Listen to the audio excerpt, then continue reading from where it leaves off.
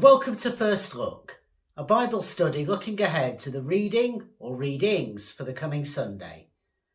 My name is Carl, and it's really good to have you with us.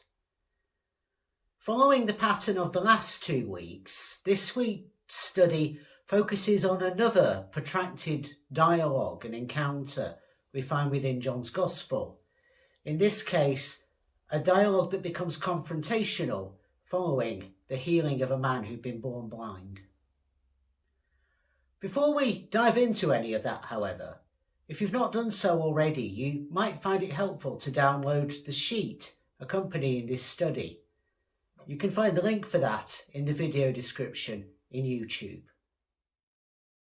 On the sheet you will find the text of today's reading, some other passages you may wish to look up, the questions we'll be considering together later on, and lots of room for you to record your own thoughts and observations. And so then, without further ado, let's dive into today's passage, which comes from John's Gospel, chapter 9, verses 1 to 41. In order to put today's reading in a bit of context, we've actually got to step back to chapter 7, verse 2, when we're told that Jesus had gone up to the city of Jerusalem for the festival of booths, or tabernacles. There were a handful of festivals each year that every Jewish man, if he was able to do so, went up to Jerusalem to commemorate in the temple, and this was one of them. We're told that the day after the festival finished, he returned to the temple and he began to teach, as we see at the beginning of chapter 8 in verse 2. He saved a woman who had been caught in adultery from the murderous desires of the Pharisees and scribes, as we see in chapter 8 verses 3 to 11. And then he engaged in somewhat heated debate with the Jewish religious leadership in the remainder of chapter 8, before, right at the end of it in verse 59, leaving the temple before those said religious leaders had the chance to stone him to death. So it's all very dramatic. Now we know from verse 13 of today's reading that the action in it takes place on a Sabbath day. And as we'll see in the first part of our reading, Jesus gives sight to a man who had been born blind. And that again led to conflict with the Pharisees when some of the healed man's neighbours brought him to them. So we have a lot of different figures in this passage. We've got Jesus, as I say, leaving the temple after debating with some of the Jewish leaders. And it's notable in this reading, as I'll say a bit more about later on, that Jesus is actually absent for a fair bit of it. We've got the disciples who were walking with Jesus as he left the temple. And it's their question about whether it was the blind man or his parents who were responsible for his state that provokes this whole passage. The man who was born blind is unnamed in this narrative, but he's someone who very quickly sees himself as a disciple of Jesus, having been healed. And he defends Jesus when the Pharisees interrogate him. We have the man's neighbours, who it seems couldn't get their head round, viewing him as a sighted person after Jesus had healed him. And they're the ones who take him to the Pharisees. We've got this man's parents. Again, they are unnamed. And we're told they're scared of the Pharisees when the Pharisees quizzed them. And finally, of course, we have the Pharisees. Now, there were various major groups within the lively and diverse Judaism of Jesus' day, and the Pharisees were one of the main ones. They were particularly concerned with scripture, with holiness, and with living a virtuous life. They also built up layers of oral law on top of the law of Moses, and Jesus very often railed against that. Here they are depicted in a not particularly favourable light, and we have to remember the context in which John's Gospel was written. It was the final one of the 4 canonical Gospels to be written, likely around 90 to 95 of the Common Era. And at this point, church and synagogue were well and truly going their separate ways, and Christians were being thrown out of synagogues. And I think that forms some of the backdrop to this reading and the quite negative portrayal of Jesus' encounter with the Pharisees. Now, as I said in my introduction, this is one of various protracted conversations that we find within John's Gospel. Last week, we looked at the story of the Samaritan woman in John 4, and before that, the story of Nicodemus in chapter 3. It's useful to look at this particular passage as actually part of a wider unit, so not necessarily following the way the lectionary breaks it up. It's actually part of a unit that runs from chapter 9 verse 1 all the way through to chapter 10 verse 21. And much of the interpretation of the events in today's reading is given by looking at bits of chapter 10, and I'll make reference to that as we work our way through the passage. So some commentators have treated chapter 9 in isolation from the rest of the Gospel, and in particular from those verses in chapter 10. And they've divided it up quite neatly into a 7-part drama. And as some scholars have noted, it follows the pattern of a Greek drama, not least in the sense that you have 2 sets of protagonists in the different scenes. But if we see it as part of a wider unit, it becomes something that reflects the pattern of sign and dialogue and commentary that runs throughout John's Gospel. So it's an instance perhaps where the lectionary writers haven't really done us as much of a favour as they might have thought. Now, an obvious emphasis in this passage is about blindness and seeing. Blindness and sight are mentioned 24 times in these 41 verses, including as bookends in verse 1 and verse 41. And the details of the miracle that Jesus performs with the spit and the mud are repeated 4 times in verses 6, 11, 14 and finally 15. All this serves to emphasise how Jesus is, as he reminds us in verse 5, the light of the world, the light in which true sight, true seeing becomes possible. And as the narrative proceeds, we can see the healed man's growing sight, if you will, from in verse 11 talking about the man called Jesus, through to naming him as Lord in verse 37, and in verse 38 worshipping him. But if we also take the dialogue from chapter 10 into account, we note the importance of hearing as well, as this man is lovingly welcomed into the sheepfold of God and given God's protection. So there's something about hearing that's important as well. And this theme of protection is key because, as we'll see, the man was cast out by the Pharisees but sought out by Jesus, reminding us of Jesus as the Good Shepherd. So for ease of grappling with this passage, we're going to break it down because it's so chunky into 7 different scenes. But as I say, we'll keep in mind its broader setting. So they're walking along outside Jerusalem in the first scene in verses 1 to 5. And the disciples ask Jesus about where the responsibility lay for a man being blind from birth. They assume in this section that disability is the result of sin, that suffering and sin are interconnected. And perhaps picking up on Exodus chapter 20 verse 5 and the commandment about God's wrath persisting for the 3rd and 4th generation, they ask, is it this man's sin that made him like that, or is it the sin of his parents? Now, sinfulness is a major theme that runs throughout chapter 9. We find it when the Pharisees talk about the sin of Jesus as they see it in verses 16 and 24 and 25.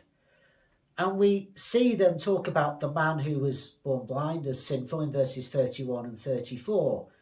And finally, in verse 41, we see Jesus pronouncing judgment on the Pharisees and therefore on their sinful behaviour and attitudes. Now, Jesus cuts off his disciples in that line of thinking in verse 3, and he tells them that neither of their imagined scenarios is actually the case. Rather, what's going on is that God's works will be revealed through this particular person. Now, how we translate the Greek is really important here, because some translations, like the NRSV, give the impression that the man was born blind simply to be used by God, as it were, at a later date. Whereas a better translation of the Greek would be to say, once Jesus has told the disciples that it's not about sin, but it is in order that God's works might be revealed in him. And so it's necessary for us to do the work of the one who sent me. So there's no link here actually between sin and suffering. Rather, it's that in this man's life, God is at work. And by doing the works of the Father, the one who sent Jesus, this possibility and life and seeing will be revealed. Now there's a contrast in verses 4 and 5 drawn out between working in the daytime and working at night. Working in the day might remind us of the encounter of the Samaritan woman with Jesus at noontime in chapter 4 verse 6. And working in the night might remind us of Nicodemus in chapter 3 verse 2, and also perhaps most prominently Judas in chapter 13 verse 30 when he leaves the Last Supper and we're told it was night. So there is a need for clear sight, clear seeing that is reflected in this reading. And we might also think in chapter 4 verses 31 to 33 of the spiritual food that Jesus talks about, that which feeds him being doing the work of the Father. So that's the first scene with Jesus and the disciples as the protagonists. The disciples kind of drop out of the picture from this point. And in verses 6 and 7, our two protagonists, in scene 2 as it were, are Jesus and the man who'd been born blind.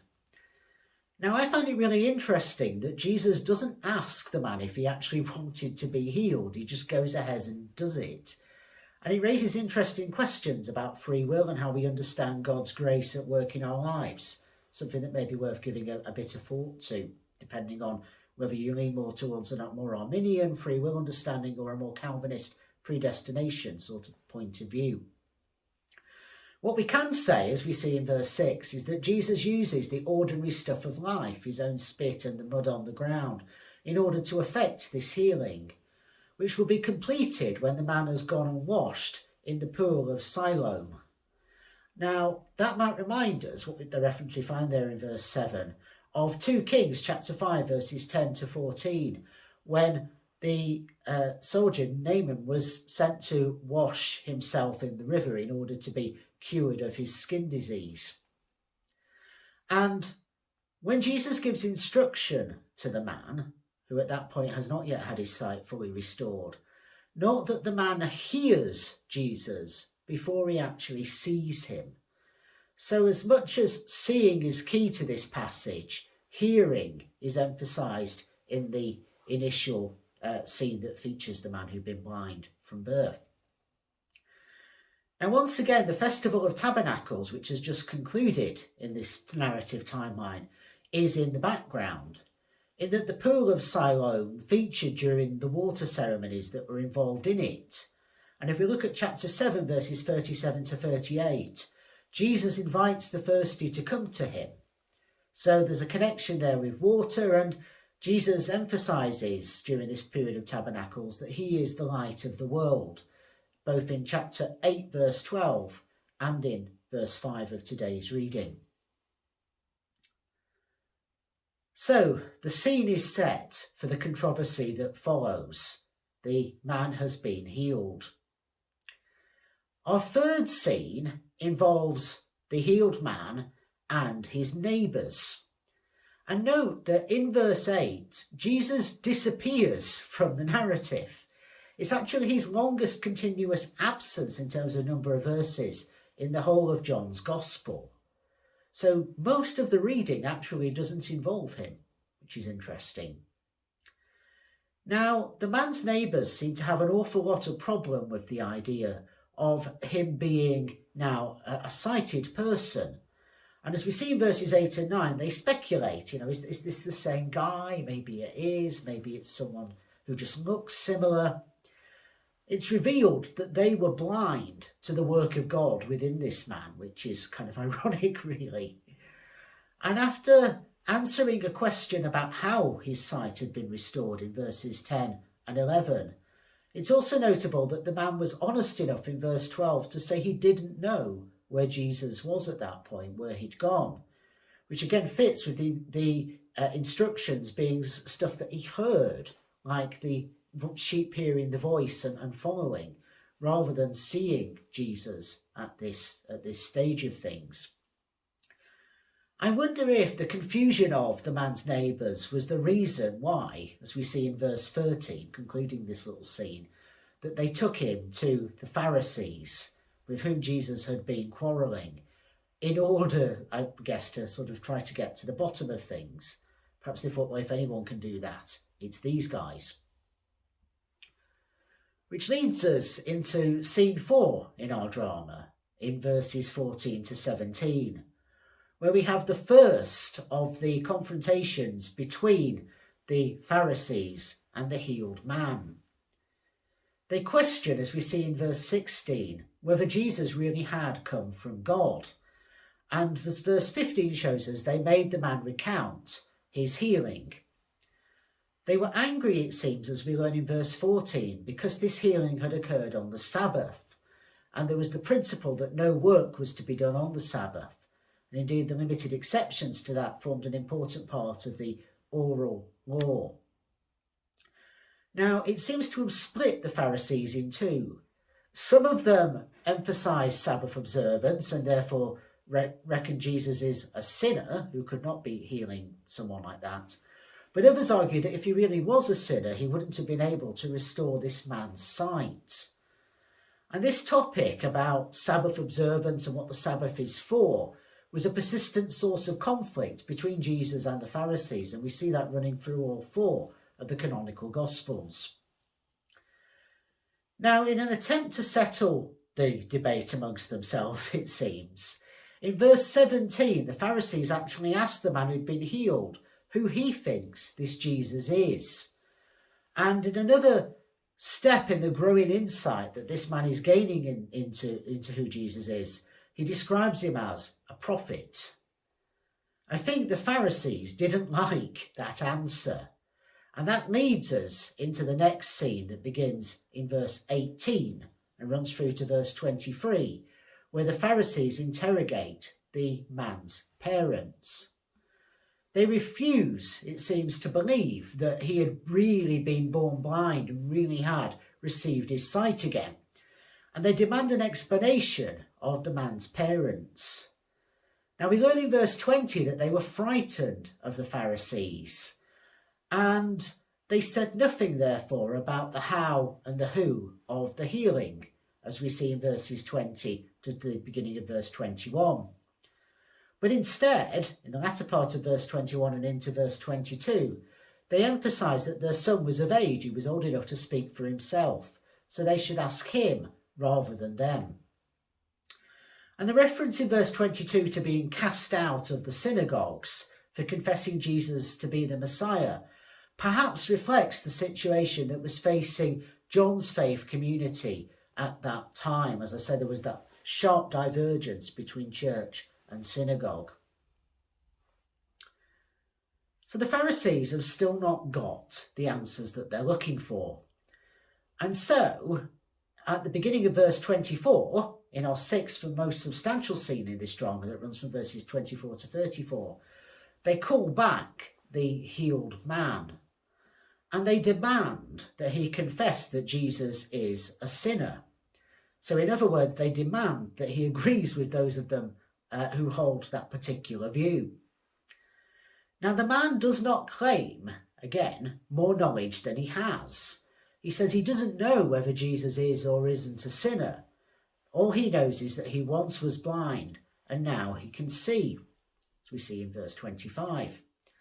And he resists saying more than he ought.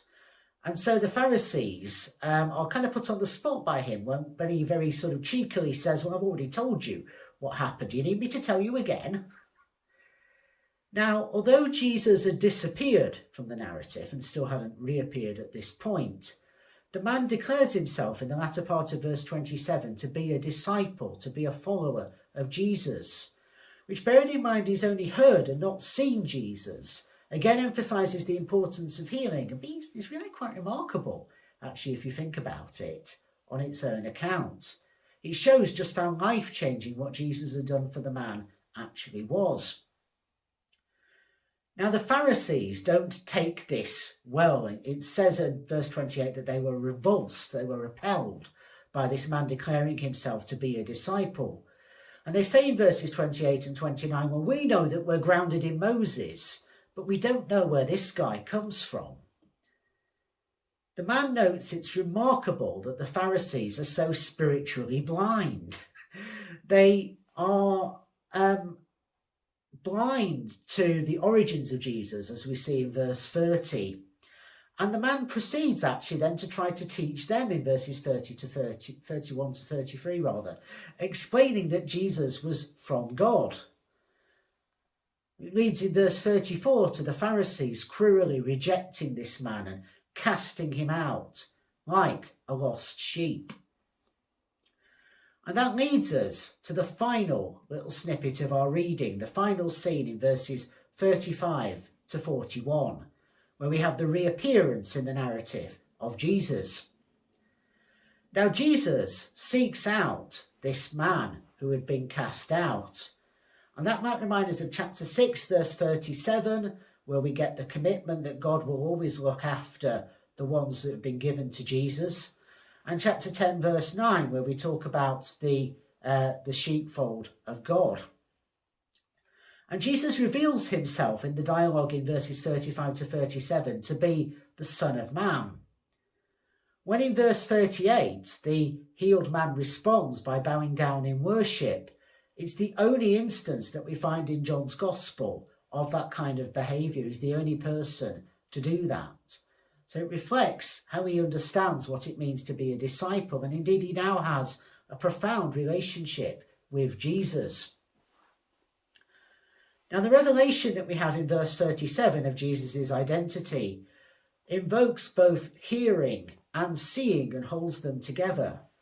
And that duality, as I say, will continue into chapter 10, verses 1 to 21, with the sheep in the sheepfold recognising the good shepherd's voice.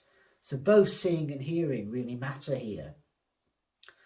And finally, Jesus notes that unlike the man who recognised the grace of God in a bestowal of light and sight, the Pharisees are being spiritually blind. We see that in verses 39 to 41. And Jesus judges them, partly because they can't see the work that God is doing, they are blinded to that, but also because they're arrogant enough to think they know all that God is doing and that they see clearly already, when actually they really don't. So there's a lot going on in this passage, it's undoubtedly true. And I don't think it helps in the lectionary that it'll be quite a while before we delve into John chapter 10 and therefore read on. So I encourage you to look at it as a wider unit and to spend time with it and its nuances as we engage with the questions for this week.